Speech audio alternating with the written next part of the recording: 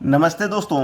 अगर आपको किसी भी संख्या में 5 से मल्टीप्लाई करना है, किसी भी संख्या में आपको 5 से मल्टीप्लाई करना है या 25 से मल्टीप्लाई करना है या 125 से करना है या 625 से करना है, आज ट्रिक ऐसा बता दूंगा कि आपको पेन और पेपर की भी जरूरत नहीं पड़ेगी। इन संख्याओं से अगर आपको मल्टीप्लाई करना है किसी भी संख्या में, ठीक है, तो देखो करते कैसे हैं, पहले समझ लीजिए। अब ये हमारे पास संख्या है 6155 6144, इसमें हमें 5 से मल्टीप्लाई करना है। तो समझना पहले, जैसे मान लीजिए 10 है, मैं इसमें 2 से डिवाइड करता हूं तो 5 बार में जाता है।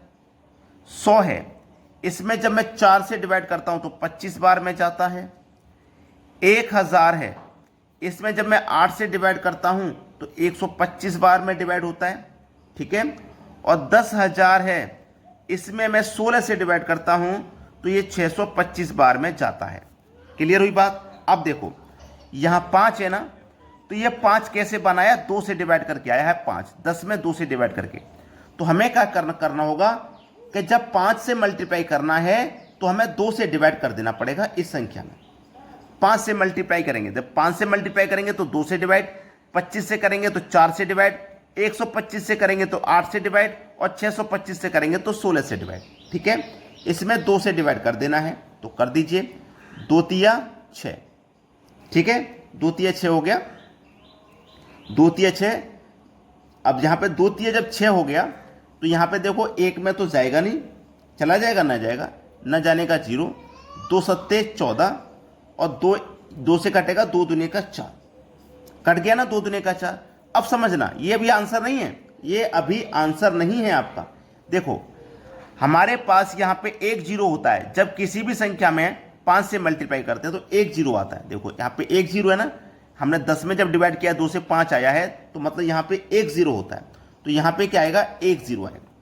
क्लियर, ये आपका आंसर है। अब चाहो तो इसे हम डायरेक्टली चेक करते हैं।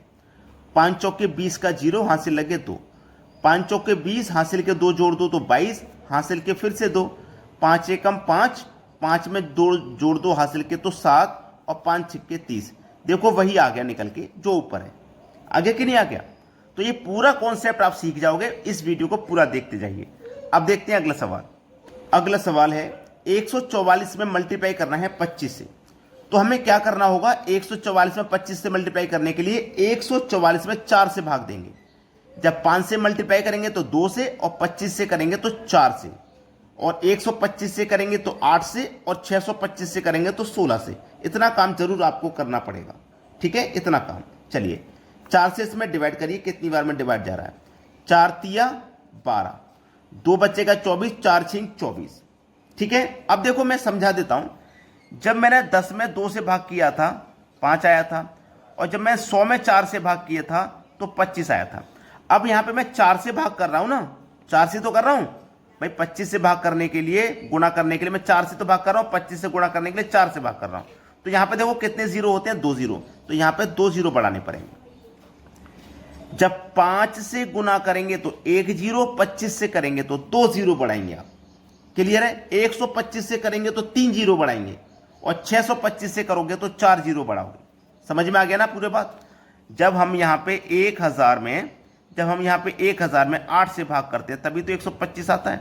और जब मैं 125 में किसी भी संख्या से गुना करूंगा तो उसमें 3 जीरो बढ़ाऊंगा, ठीक है। 10,000 में जब मैं 16 से डिवाइड करता हूं तब 625 आता है।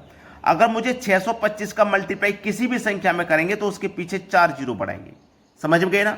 चलिए अब देखते हैं आगे।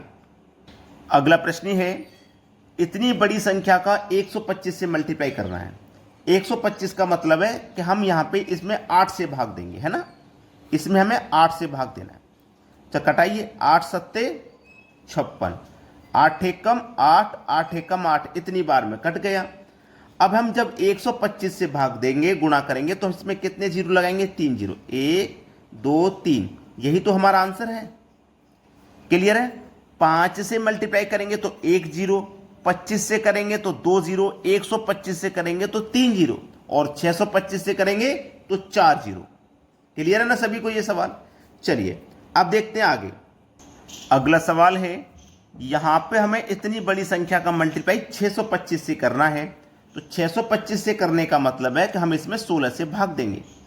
ठीक है, तो 16 दूनी 32 कट जाएगा, 40 में से 32 कट गया तो 8 बचा, 8 में 9 लगा दो 89। तो 16 पंजे 80, 89 में से 80 कट गया तो 9 बचा, 9 में 6 लगा दो 96।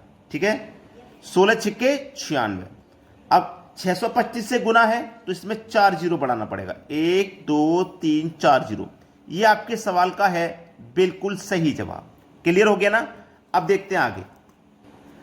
अगला प्रश्न है, देखिएगा आपने 5 का, 25 का, 125 और 625 का मल्टीप्लाई सीख लिया।